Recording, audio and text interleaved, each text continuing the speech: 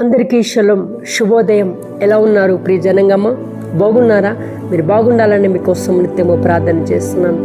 ఈ ఉదయం సమాధానకరమైన ఆశీర్వాదపు వాక్యం ఆదికాండము 17వ అధ్యాయము 2వ వచనము.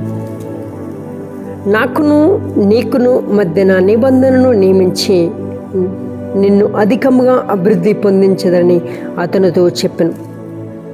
దేవునికి స్తోత్రం. ప్రసంగమా, ఈరోజు ప్రభు అంటున్నాడు, నాకును నీకును ఒక నిబంధన నియమించి నిన్ను అత్యధికంగా దీవిస్తానంటున్నాడు. అవును ప్రభువా, అవును దేవుని బిడ్డలారా, ఈ మాట అబ్రహాముతో చెబుతున్నాడు. యెహోవా తండ్రి అబ్రహాముతో ఈ మాట పలుకుతున్నాడు. అదే వాగ్దానం నీకు చేస్తున్నాడు. అదే ఆశీర్వాదకరమైన వాక్యం నీతో ఉంటున్నాడు. ఈరోజు నువ్వు చూడవచ్చు, గొప్ప దైవజనులు ప్రవీణ్ గారు మన మధ్య లేరు, కానీ దేవుని సన్నిధికి చేర్చబడి ఉన్నారు. ఆయన విషయంలో యావత్తు క్రైస్తవ సమాజము మొత్తం కథలొచ్చింది. ఎందుకంటే ఆయన ఎవరికి తెలియకపోవచ్చు, కానీ మనలో ఒక వ్యక్తి దేవుని రాజ్యం కట్టాలని తాపత్రపడుతున్న ఒక వ్యక్తి అని క్రైస్తవ సమాజం మొత్తం గుర్తించింది. ఈ వాక్యము దేవుని బిడ్డలారా, అలాంటి ప్రవీణ్ పడగల గారు సేవకులు లేకపోవచ్చు, ఆయన్ని ఆదర్శము తీసుకొని, ఆయన ఇన్స్పిరేషన్గా తీసుకొని అలాంటి వారు అనేక మంది లేవబోతున్నారు. నిజం దేవుని బిడ్డలారా, దేవుడు ఆది నుండే ఒక నిబంధన వేసి ఉన్నాడు. ఆ నిబంధన ఒక్కసారిగా దేవుడు ఇచ్చిన నిబంధన తొలగించే దేవుడు కాదు దేవుని బిడ్డలారా. ఈరోజు మరి క్రైస్తవ జనాంగమా, నీవెందుకు ఈ పరిస్థితులు చూసినప్పుడు నీ కళ్ళు తిరగలేకపోతున్నాయి? నువ్వెందుకు ఇప్పుడు ఇకనైనా సరి చేసుకోలేకపోతున్నావు? నువ్వెందుకు ఇకనైనా అలర్ట్గా ఉండలేకపోతున్నావు? నువ్వెందుకు ఇకనైనా దేవునందు భయభక్తిగా నిలిచలేకపోతున్నావు?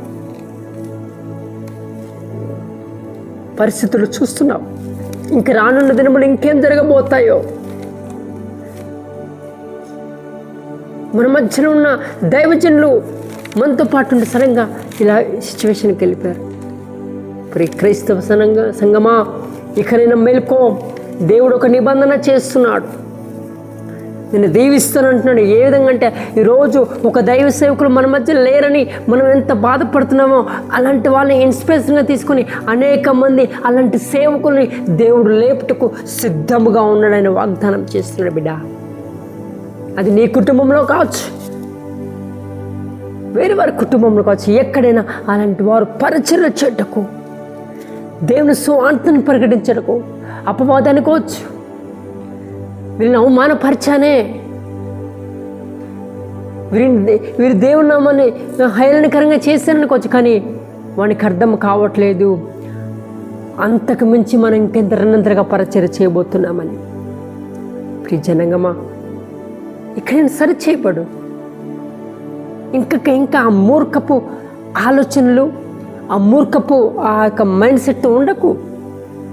తగ్గించుకో, నిన్ను నువ్వు తగ్గించుకో, నిన్ను సమర్పించుకో, నిన్ను నువ్వు దేవుడు అంకితం చేసుకో. ఎప్పుడైతే అలా చేసుకుంటావో దేవుని కృప నిన్ను ఆవరిస్తుంది, దేవుని యొక్క మహిమ నిన్ను నింపుతాడు. కాబట్టి బిడ్డ, ఈ ఉదయకాల సమయంలో స్ట్రేట్ ఫార్వర్డ్గా దేవునితో మాట్లాడుతున్నాడు. నిన్ను దీవిస్తాను, నిన్ను వాగ్దానం చేసి ఉన్నాను, నీకు నిబంధన చేసి ఉన్నాను అని అంటున్నాడు. అని అంటున్నాడు. సరే, అది నీ పట్ల నెరవేర్చబడి నువ్వేం చేయాలి? నువ్వు ఎలాగ జీవించాలి? నువ్వు ఎలాంటి తలంపులు కలిగి ఉండాలి? నీలో క్రైస్తవ భయమేది? నీలో భక్తి జీవితం ఏది? నేను దేవుడి ప్రేమేది? ఒకరంటే ఒకరు పడని స్థితిలో ఉంటాం. వారిట్లా, ఈ సంఘం ఇట్లా, ఆ సంఘం అట్లా లేదు బిడ్డారా. మనగా తిట్టుకునే రోజులు కావు. పరిస్థితులు మారిపోయాయి, రోజులు మారిపోయాయి, సమయం మారిపోయింది. సరిచేయబడు, నిన్ను నువ్వు సరిచేసుకో. నిన్ను నువ్వు సమర్థించుకొని నువ్వు ప్రభుకి సరెండర్ అయిపో. బిడా, ఇంకెంతకాలం దేవుని దుఃఖపరుస్తావు? ఇంకెంతకాలము దేవుని నామం తెలియచేయకుండా నీళ్ళని ఉంటున్నావు? రా, గర్జించి సింహం వలె, యూదా గోత్రపు సింహం బిడ్డలైన మనము లెగుదాం, రండి.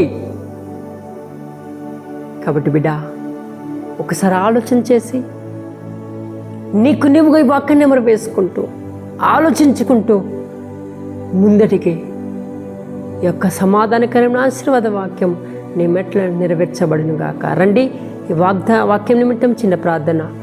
తండ్రి, స్తోత్రములు పరిశుద్ధ ఆత్మదేవుడానికి వందనాలు. ఇదే కాల సమయం నీ బిడ్డలతో మాట్లాడిన విధానం యొక్క స్తోత్రములు.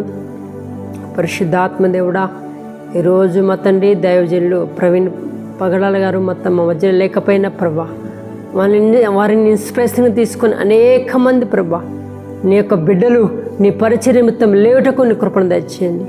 ఈ వాక్యం ద్వారా మాతో ఏమైతే వాగ్దానం చేస్తావో అది నెరవేర్చి కృప, మహిమ, ఘనత, ప్రభావం మీరు పొందమని క్రీస్తు వారి బిడ్డ బ్రతిమలాడి పెట్టుకున్నాము తండ్రి. Amen. May God bless you.